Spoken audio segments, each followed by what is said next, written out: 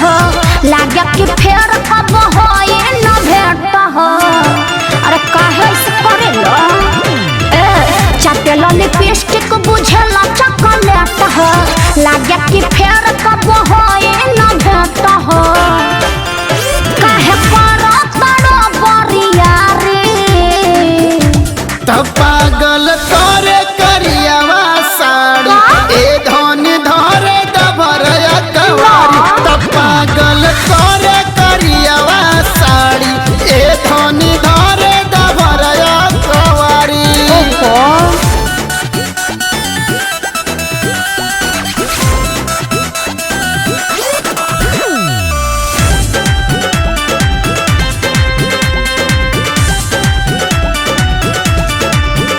हर चीज आराम से तू खाला बालम बोला काहे खातिर अपनाया कुताला बालम। अरे काहे कुताई बड़ा कबल करी बहरदा नाही सटा टाड़ू पार आवा पाजा में समाए तान सास में तू सास।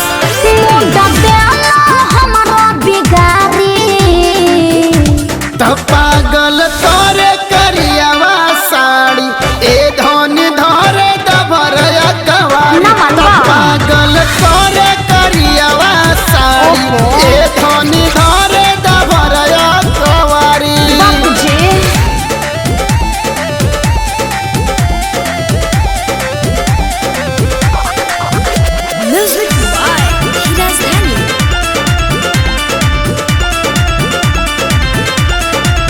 भेड़िया बते तू हो जाला मदा हो सारा जाजी हरदम बेला कहाँ से अपना जो सारा जाजी।